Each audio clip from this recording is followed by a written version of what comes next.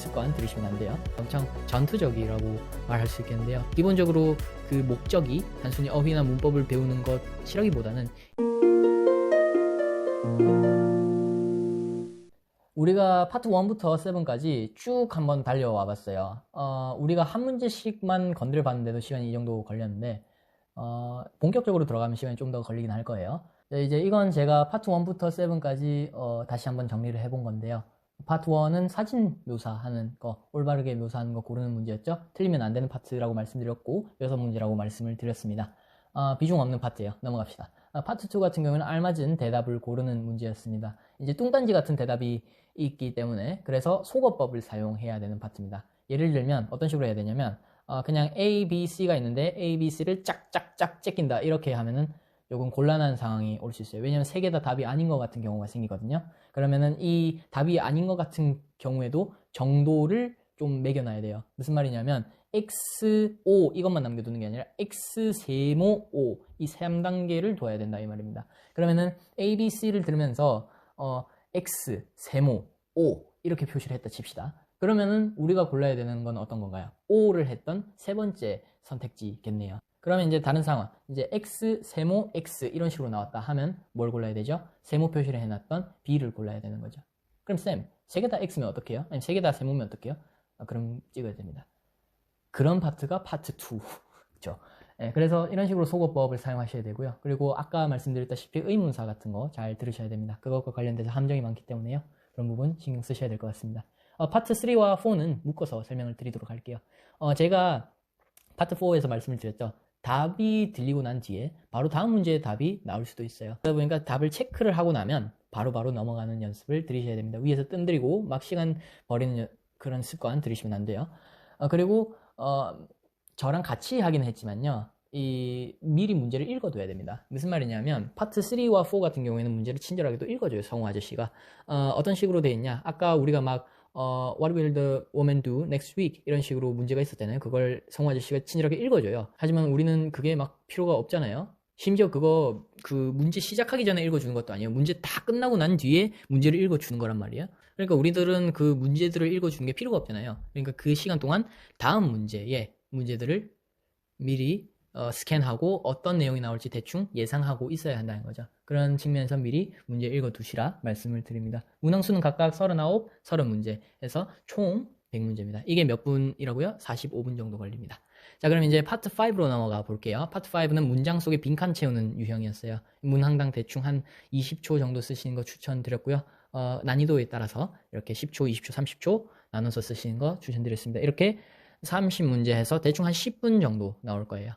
그리고 이제 파트 6는 파트 5와 비슷한 유형이면서 비슷하지 않으면서 비슷한 유형이었다. 그렇죠? 지문 속에 빈칸 채우는 거였고요. 문항당 30초, 지문당 2분 추천드렸습니다. 문장 삽입 문제 같은 경우에는 파트 5와 조금 결이 많이 달라요. 문맥을 많이 살펴야 하기 때문에 그런 부분에서 주의를 하셔야 될 겁니다.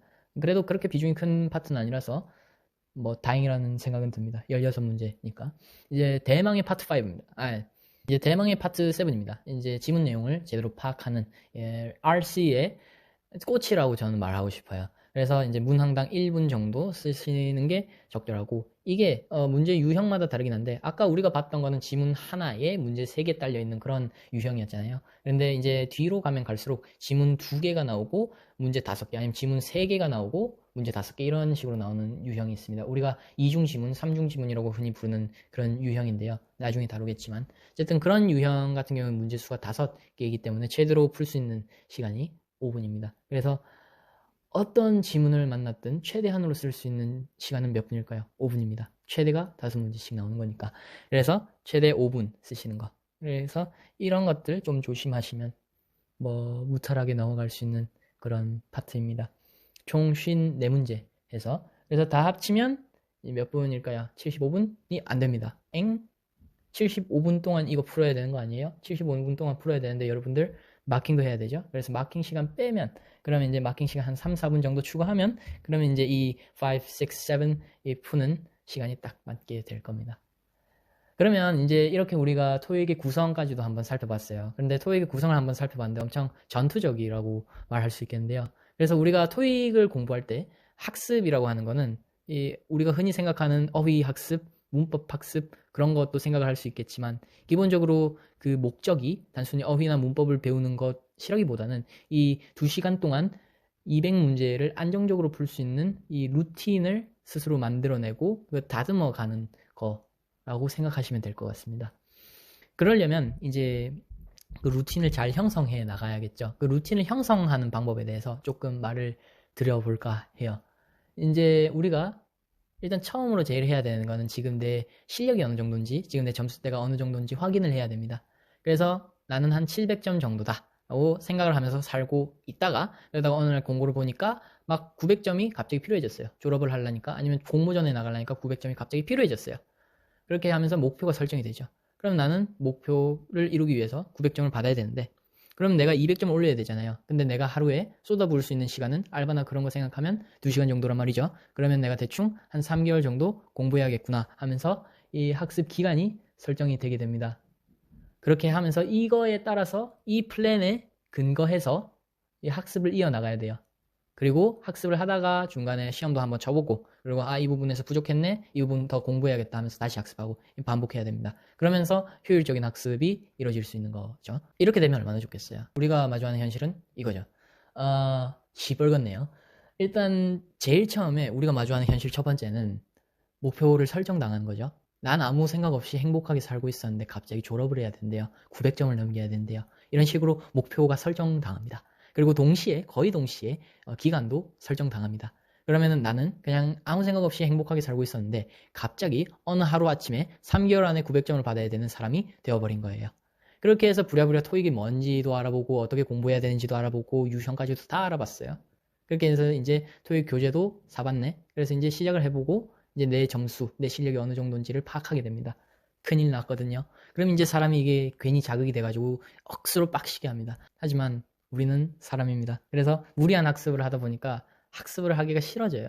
너무 모든 걸 다 쏟아부으면서 친구랑 만나는 것도 없어지고, 그 다음에 뭐 내 일상적인 생활이 좀 무너지다 보면, 그러다 보면 이 학습 자체도 좀 쉬게 되고 비정기적으로, 비규칙적으로 바뀌게 됩니다. 영어 학습에 있어서는 이것만큼 취약이 없어요. 그러니까 차라리 2시간씩 찔끔찔끔이라도 매일 하는 게 낫지 8시간씩 하루에 쫙 쏟아붓고 3일 쉬고 이런 식으로 영어 공부해서는 안 됩니다. 근데 이런 식으로 되어버리고 결국에는 안타깝게 되는 거죠. 그래서 이런 상황을 방지하기 위해서는 이제 일단 이 플랜에서 제일 먼저 우리가 해야 되는 게 바로 지금 나의 점수대를 확인하는 겁니다. 그리고 이 점수대를 확인하기 위해서 여러분들이 쓰실 수 있는 방법이 몇 가지가 있어요. 이 문제집들을 4개를 추천을 이번에 드리려고 하는데요. 뒷광고는 아니고요.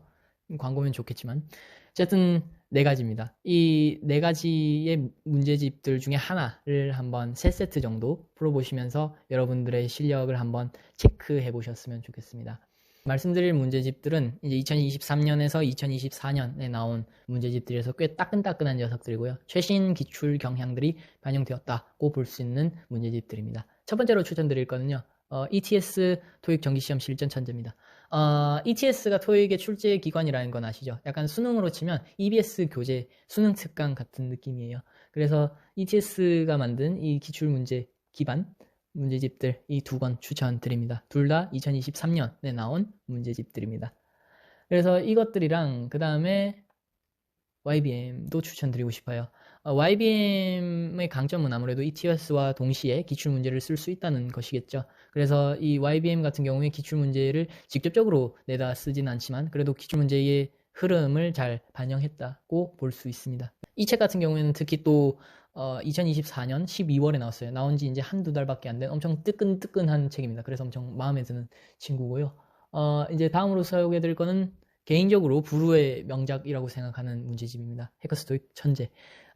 이거 같은 경우에는 제가 6년 전에 토익을 공부했을 때 이미 쓴 책이기도 해요. 그만큼 꽤 많은 사람들한테 오랫동안 사랑을 받았던 문제집이고, 이거 같은 경우는 2023년에 나온 최신 개정판입니다. 이제 ETS와 YBM과 다르게 해커스 같은 경우에는 기출문제를 쓸 수는 없어요. 왜냐면 라이선스가 없어가지고. 그래서 기출문제의 느낌과는 조금 뭔가 달라요. 약간 그 찰진 느낌이 뭔가 달라요. 착 달라붙는 느낌이 조금은 없어요. 하지만 그럼에도 불구하고 여러분께 추천드리는 이유는 이거 같은 경우에는 푸시면서 실전 대비가 조금 될 수 있다는 점에서 또 소개를 드립니다. 개인적으로 제일 추천하는 기본적인 교재입니다. 그래서 이렇게 보시면 될 것 같고요. 네, 그래서 오늘 영상에서는 토익이란 시험이 어떤 성격의 시험인지, 그리고 또 구체적으로 어떻게 구성되어 있는지 한번 살펴보았는데요. 그리고 또 그에 기반해서 그런 구성을 대비하기 위해서 여러분들이 지금 당장 하시면 좋겠는 거 하나 추천드리면서 이렇게 영상 마무리 짓습니다. 다음 영상에서는 이러한 셀프 모의고사를 기반으로 점수대별로 쓸 수 있는 학습 플랜에 대해서 말씀드려보려 하니까요. 네, 많은 관심 부탁드리겠습니다. 네, 새해 복 많이 받으시고요. 다음 영상에서 뵙도록 하겠습니다. 고맙습니다.